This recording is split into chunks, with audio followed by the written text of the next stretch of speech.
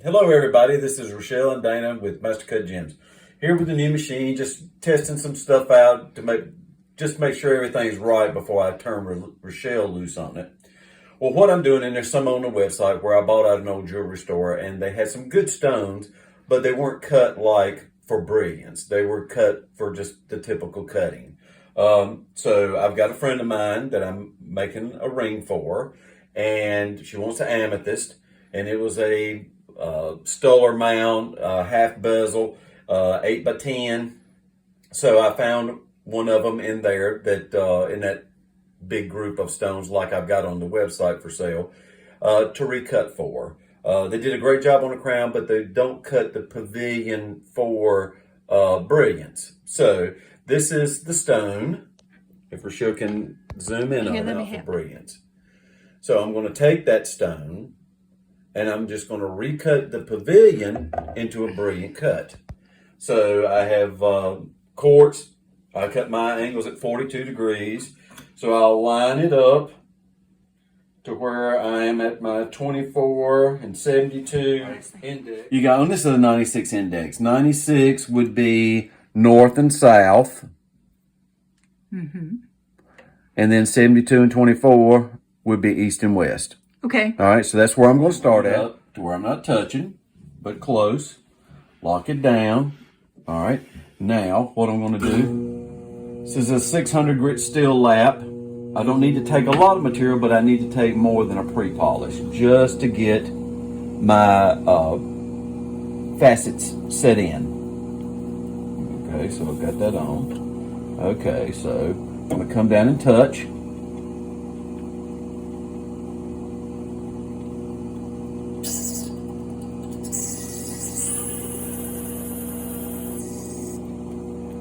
See where I'm at. I'm not quite to the coolant, which lets me know this was just a little bit below critical angle, which was going to cause it to have a window. Still got to take a little more.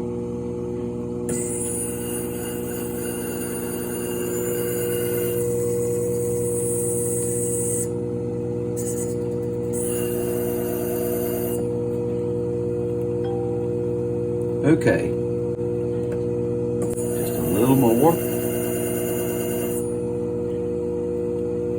And if you look at the facet is started halfway up the pavilion and it has gone all the way to the point, which is the coolant, which is what I want. Mm-hmm. And what I'm going to do is I'm going to go to the opposite side and see where I'm at there. Because, see, I'm not touching. A lot of these stones overseas, somebody cuts the bottom, then they cut the top, and they're not the same. They're not precision cut like ours.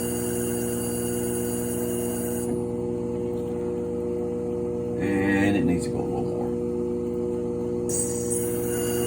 You'll know when it's quit because you won't hear it touching anymore.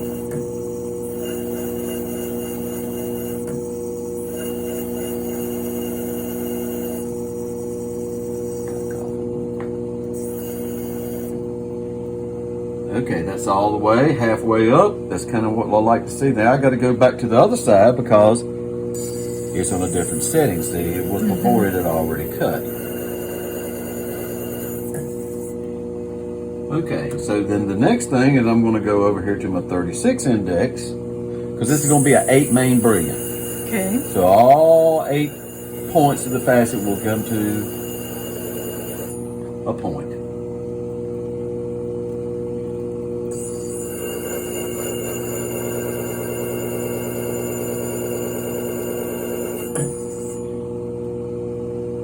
I don't want to go up into the girdle, so this is going to be not a full 8 main because I'm going to be encroaching onto the diameter. Mm-hmm. And then I don't want to do that because I don't want to have to recut the whole thing. I just want to make it prettier than it was.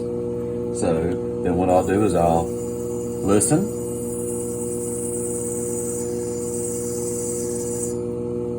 And I hear nothing. I'm just going to come back. Hear a little tick like that. Finish it off. Then I'll go to the next 45 index, which would be 60. And so you can tell it's not nearly taking as much on that side as it was the other. But it's still going to allow me to meet.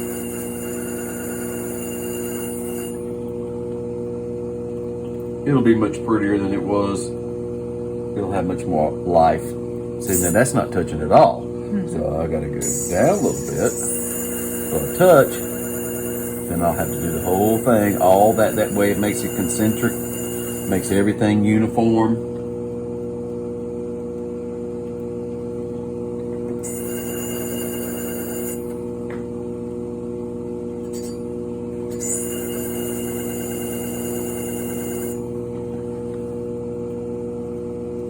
And I'll go back to 12.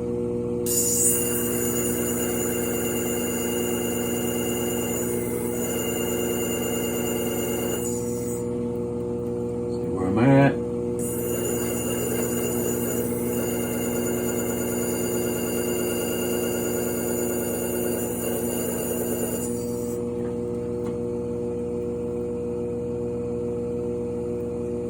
Then go back over to 36, which means I got to go down more because it's not symmetrical. It'll look symmetrical when I'm done, but right now that's what I'm trying to create is symmetry. My facets are the same width each side.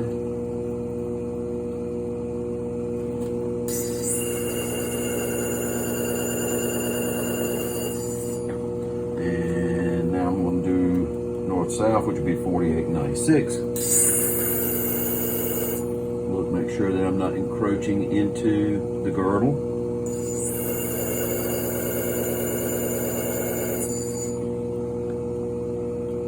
Going to be it for that. Back off.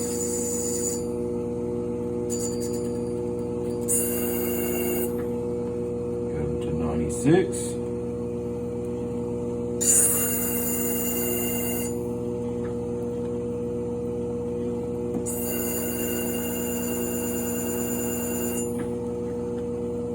Okay, so pretty much have already taken this everywhere I need to go to make it prettier. Well, that was actually fairly quick. Pretty quick.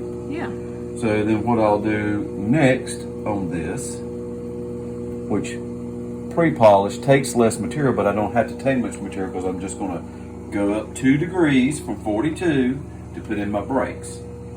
Going from the 600 lap to a pre-polish lap. Okay.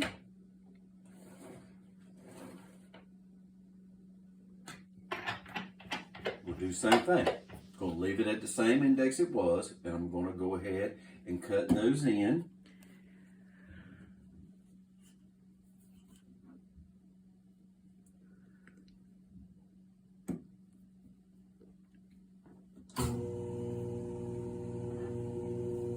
All the angles stay the same. I'm just going to go in and clean them up.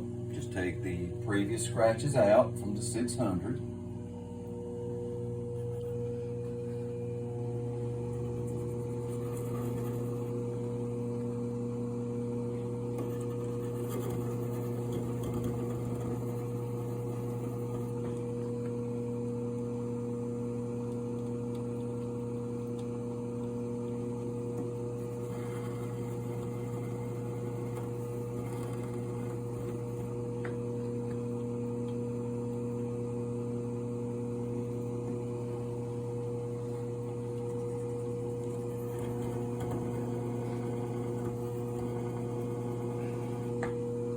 You'll look at that facet and you'll see that you're taking it away.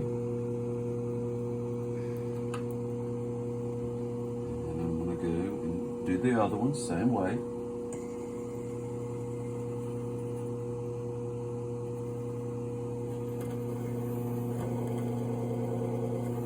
All I'm doing is just taking away the previous scratches from the 600 lap. That's all I'm doing. Really not trying to take more material, just want to get rid of those scratches. So when I go to polish, it'll take care of it. I've already pre-polished the original facets that I just did with the 600. Then I went back, added 2 degrees to it to put in my brakes, which makes me 44 degrees. Then I go in and I do the alternate or the major indexes, like I will go in and do 75 and 69. That's on either side of 72. That will be those brakes. And you'll bring them almost to the coolant. Probably 75 or 80% of the depth down from the girdle to the point.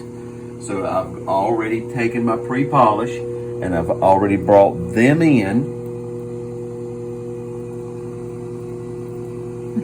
All right. So now that I've done that, I'll put in my polishing lap. So then when I put the polishing lap in, this is a bat lap, and I use 50,000 diamond mesh and alumina oxide. I use a combination. Works good for me. Everybody's got their own way of doing things. It's just like a pencil. And I'll just put one spray of the 50,000 diamond mesh. So, and I'll just take and put it around. I want my lap damp, but not wet, like I am when I'm cutting. So, I'll come down and touch. And I'll come over here and see where I'm at.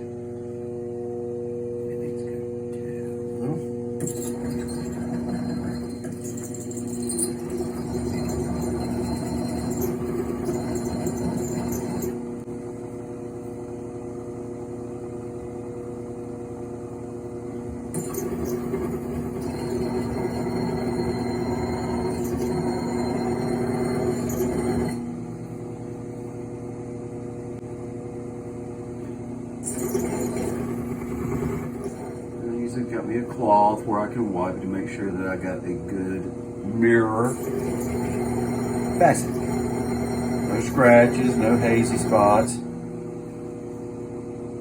Alright, that looks good. Then I'll go over to the next index, which was the other side. Just check every now and then, just make sure I got some dampness. You don't want to wash your polish off. You know, but you don't want it so dry that it will ball up and scratch.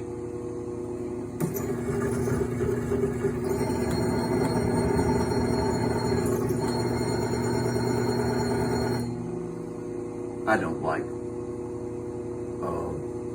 polishing quartz. It's probably one of my least favorite minerals to polish. Cutting's easy. Polish, it can be a little bit bothersome at times. All right, so I've got those 2 facets polished. Now I'm going to the other side.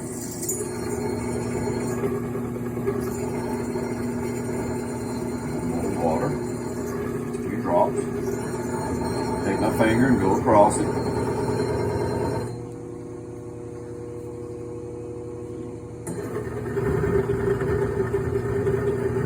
And I don't stay in one part of the lap. I pretty much move it around. It keeps from having excessive wear on your lap, and it pretty much gets all the high and low spots and stuff like that.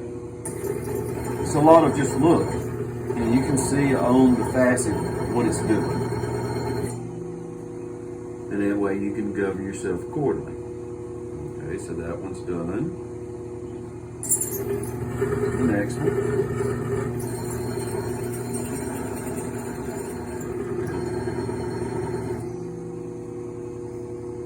Okay, now you should be able to look on here and see that those 2 facets are polished.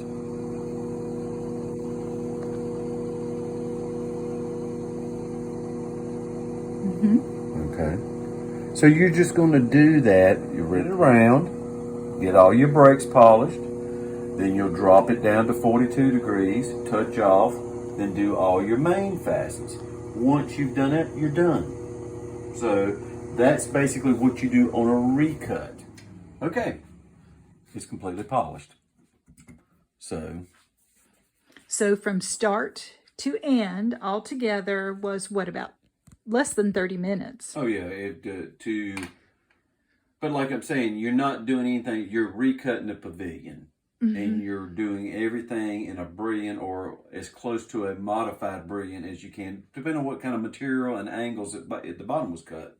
So you're looking at somewhere in the neighborhood of from beginning to end on an 8x10 will take you about 20 minutes to recut and polish the pavilion into a brilliant design that will really change the looks of your stone significantly. There we go. All right, twirl that around for me.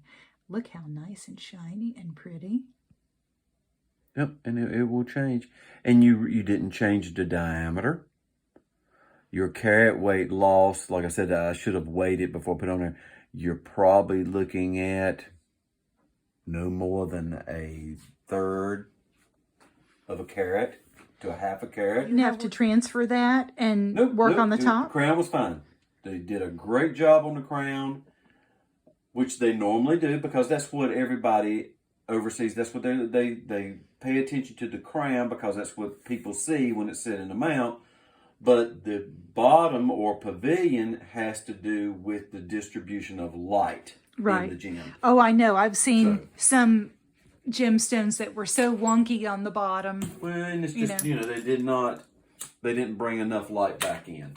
So, and then, the 5-minute epoxy. So basically what you're doing is taking an alcohol lamp and just rotating it around a little bit. Keep your flame on the epoxy.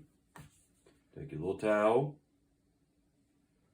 And it pops right off. Then you just go in and peel your epoxy off. And you'll just peel right off.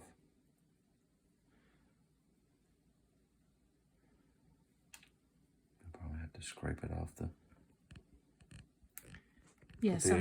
sometimes on the gemstones I've found a little bit of residue. Sometimes it's when it's clear and stuff, sometimes I don't see the glue left over until I photograph it because I'm using a macro lens, true macro. So I'm like looking under a loupe and I'll see this. It's like, oh my. And sometimes I'll put on the photograph. Sorry. Yeah. Remnants of that. Okay. So look how lovely. Much more light, much more brilliant than it was before. It has activity in the stone. Absolutely. Very pretty. So that's a 20-minute job. So that's just one thing. And Rochelle, I'm just still testing this machine out. Great tips, Mr. Reynolds. Well, it's, it's not some magical secret or anything. No one showed me anything.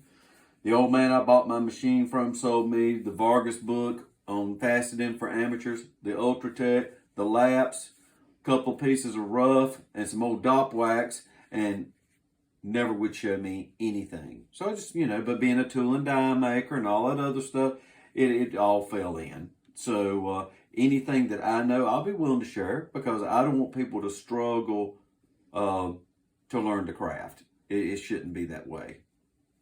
We're supposed to help each other. Right. But that's a recut.